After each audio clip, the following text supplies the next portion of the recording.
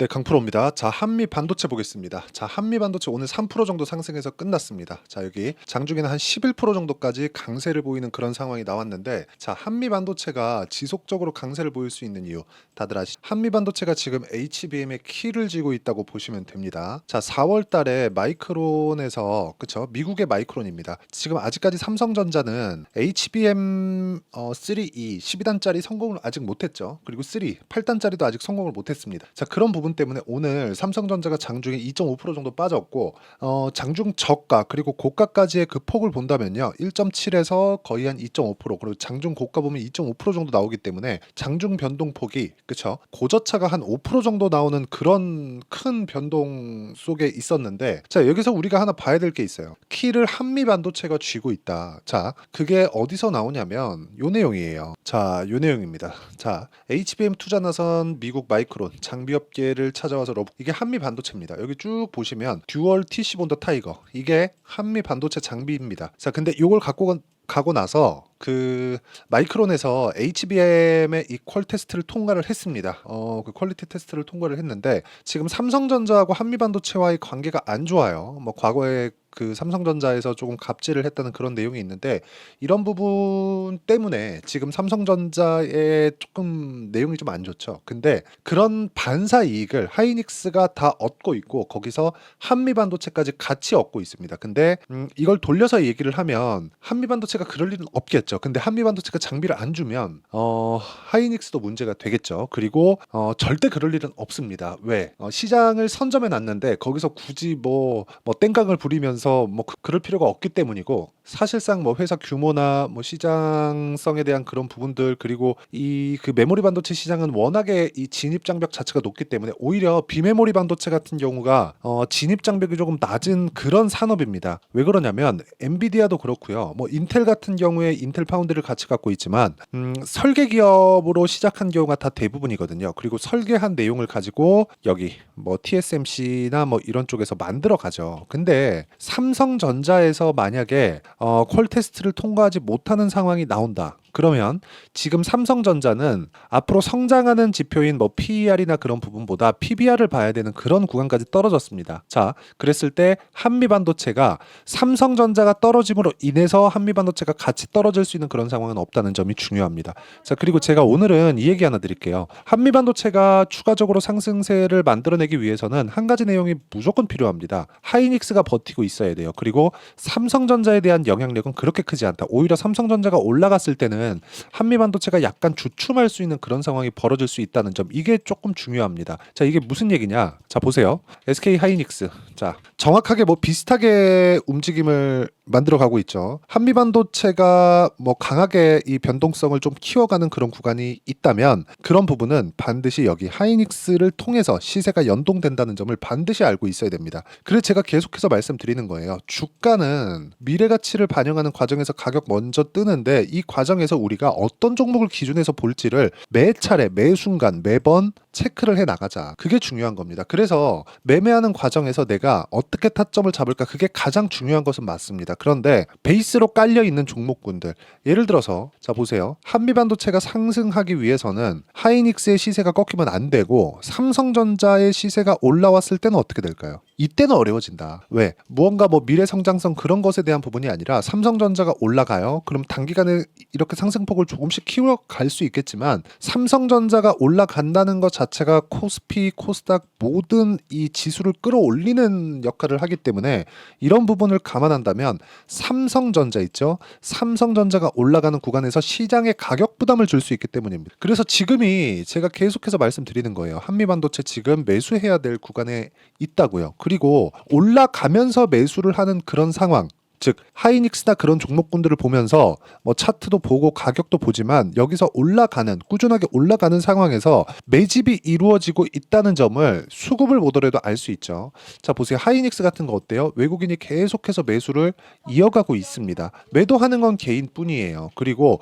기관도 이렇게 매도가 일부 집계가 되어 있지만 그렇게 큰 규모가 아닙니다. 그렇죠? 그리고 여기서 한미반도체 같은 경우에도 수급적인 내용을 한번 보면 기관도 계속해서 끌어올리죠. 왜? 한미반도체 변동성이 크니까 기관이 올려가면서 수익률 게임을 하기가 그렇게 나쁜 종목이 아닙니다. 그리고 외국인 같은 경우에도 규모에 비해서는 계속해서 매수세를 늘려가고 있다는 점이 중요합니다. 한 달 동안 9,800억, 한 1조 원 정도의 매수 물량을 쌓아놨다는 점, 이런 부분을 감안한다면 이미 보유하고 있는 물량 플러스, 그쵸? 15조 정도 되니까 1.5% 정도 가는, 그쵸? 대략 한 0.8% 정도 되겠네요. 요 정도 되는 물량을 추가적으로 계속해서 쌓아가고 있다는 점은 긍정적인 요인, 그쵸? 수급상으로도 긍정적인 요인으로 볼 수 있다는 점이 중요합니다. 그래서 제가 계속해서 말씀드리는 내용이 어떤 종목군들이 같이 움직일지 그 내용을 파악을 하자. 즉 한미반도체가 올라가는 것을 떠나서 떨어지는 상황을 가정을 해보겠습니다. 그럴 때는 어떻게 돼야 될까요? 하이닉스가 아예 뭐 조금 어려워지는 그런 상황이 나와야 되죠. 근데 그런 상황이 나올 수 없다는 거 지금으로서는. 왜? 엔비디아의 실적이 이미 공개를 했습니다. 2분기도 나쁘지 않아. 올해 실적 자체가 계속해서 좋다고 이야기를 드리고 있는 것도 제가 드리고 있는 이야기가 아니라 직접 엔비디아 CEO가 나와서 한. 자, 그리고 그 타점에 대해서 내가 어떻게 이해를 해야 되는지 그 원리가 있겠죠. 그 원리에 대한 부분을 여기 한미반도체의 단기 보유 전략, 단기 보유 전략은 2주입니다. 2주 안에 무조건 수익 전환을 시켜야 돼요. 2주 안에 수익 전환을 시키지 못하면, 그렇죠? 2주 안에 수익 전환 시키지 못하면 굉장히 어려워지는 상황이 올 수 있고요. 그리고 어려워지는 구간이 지나가잖아요. 그렇죠? 지나가게 되면 그냥 물려 있게 되는 경우가 있습니다. 그렇기 때문에 우리가 철저하게 2주 안에 수익 전환 시킬 수 있는 가격대를 잡자. 그게 가장 중요합니다. 그리고 지금 다시 고가를 돌파했기 때문에 한미반도체의 실시간 타점, 가격대 변화가 빨라질 겁니다. 그래서 실시간 타점을 제가 문자로 공유를 해드리도록 할 테니까 상단에 있는 전화번호로 한미라고 문자 보내주시는 분들에 한해서만 제가 단기 보유 전략 그리고 실시간 타점을 문자로 공유를 해드리도록 하겠습니다. 자, 그러면 이런 식으로 제가 미래 가치를 먼저 반영하는 주식시장의 특성을 이해하고 단기 보유 전략을 꾸준하게 매매를 했을 때 어떤 정도의 매매를 할 수 있는지 그 내용에 대해서 한번 체크를 해보도록 할게요. 자, 내용 보시면 이래요. 두산 같은 경우에 오늘 같은 경우에도 큰 폭으로 상승을 했습니다. 한 8% 정도. 뭐 제 입장에서 조금 아쉽긴 하지만 어쩔 수 없습니다. 여기 보시면 14.7% 수익 내고 나온 게 5월 23일이죠. 지난주입니다. 그런데도 불구하고 추가적으로 더 올랐어요. 즉 올라가는 놈이 더 올라간다. 근데 저는 왜 이렇게 매도를 했느냐, 과거에 있는 매물대에 걸려있기 때문에 그렇습니다. 근데 그런 과정에서 14% 수익을 냈기 때문에 거의 한 15% 정도 되죠. 15% 정도 수익을 냈기 때문에 추가적으로 뭐 눌림목 구간에 확인하고 매수를 해도 충분한 정도의 상황이라고 제가 보고 있습니다. 그리고 뭐 다른 종목들, 뭐 반도체 관련된 종목들을 보더라도 뭐 DI나 이런 종목들, 아까 전에 두산도 그렇고요. 그리고 DI 같은 경우에도 뭐예요? 26%, 22% 이렇게 수익을 냈지만 신고가 구간에서 공략을 했다는 점이 중요합니다. 그러니까 올라가는 구간에서 아까 전에 제가 한미반도체 수급을 보면서 매집하는 구간이라고 이야기를 드렸잖아요. 그런 세력들의 매집하는 구간 자체가 올라가는 구간이라는 거고, 이런 구간을 잡기 위해서는 대장주가 어딘지, 그리고 대형주 중에서 뒤에서 밀어주는 종목군이 어떻게 되는지 그 종목군들을 찾는 게 중요합니다. 그리고 이 내용에 대한 부분을 제가 여기 소통방에서 모두 장 시작 전에 공유를 하고 있습니다. 자, 내용 보시면 이래요. 뭐 우양, 본느, YC, 오늘 같은 경우 5월 27일 전부 다 장 시작 전이죠. 이렇게 진행을 하고 있습니다. 보시면 우양, 자 내용 한번 보세요.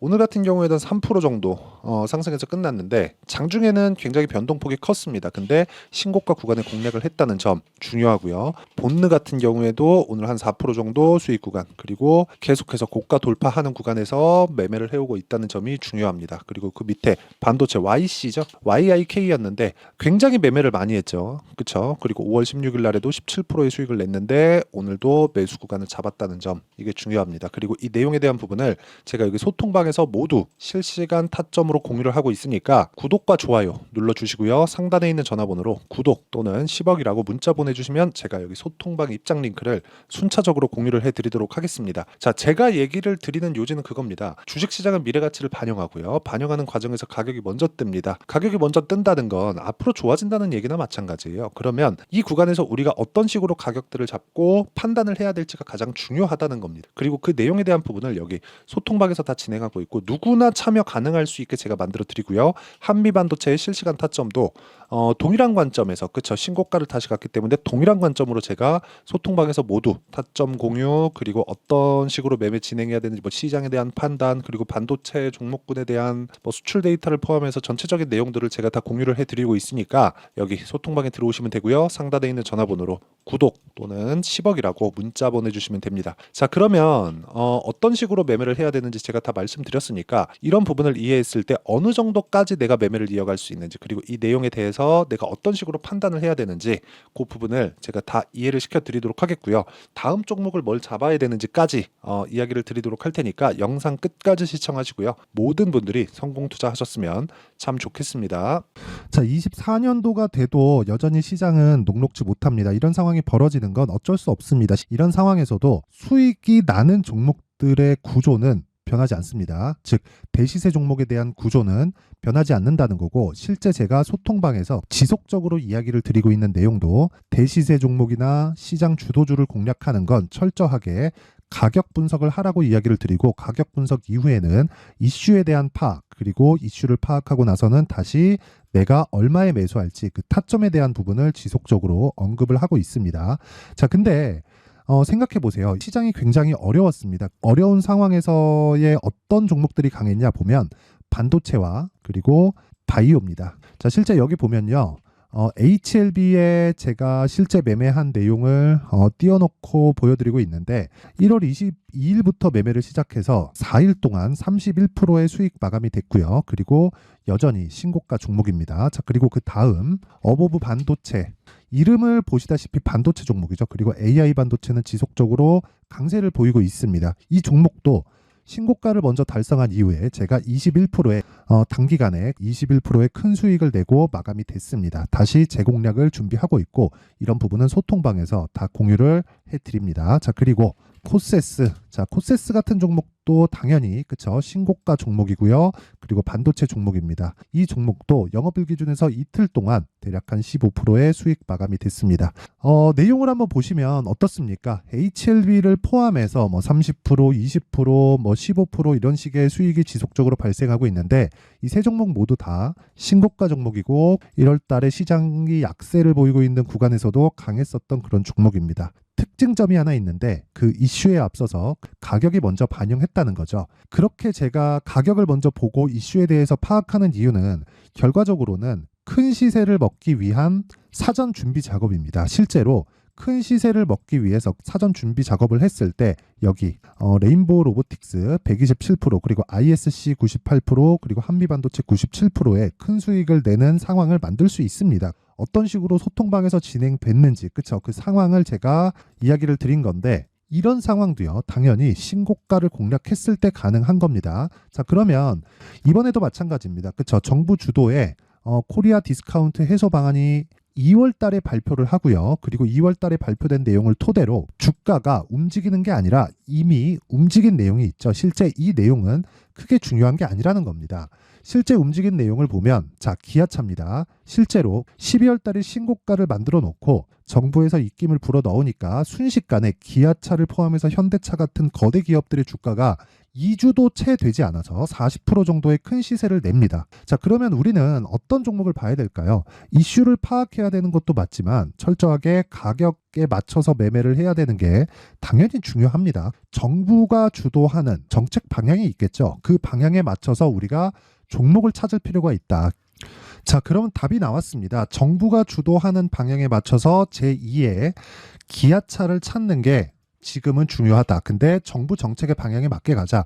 그랬을 때 앞서서 제가 보여드렸었던 내용인 여기 레인보우 로보틱스 127% 그리고 ISC 98% 그리고 한미반도체 97%와 같은 수익을 낼 수 있습니다. 물론 시간에 대한 부분은 최소 2주의 시간이 필요하고요. 그리고 최장 3개월 안에 끝내야 됩니다. 자, 기아차의 시세를 보셨던 것과 같이 2월 달에 정부 정책의 방향이 결정되고요. 바로 3월 달이면 시행입니다. 자, 그러면 우리는 거기에 맞춰서 당연히 종목을 찾아야 되고 제가 제2의 기아차를 찾아놨습니다. 제가 아까 전에 소통방에서 이야기를 드렸었던 내용 다 공개를 해드렸는데 그 내용처럼 종목만 받고 싶다 하시는 분들은요. 상단에 있는 제 전화번호로 대시세. 자, 대시세라고 문자를 보내주시면 정부 정책의 방향에 맞는 종목을 모든 분들에게 무료로 공개를 해드리도록 하겠습니다. 자, 제가 원하는 건 채널 성장이 목적입니다. 자, 그래서 구독과 좋아요 꼭 좀 부탁드리고요. 모든 분들이 정부 정책에 맞는 방향으로 매매를 이어가서 큰 수익 보셨으면 좋겠습니다.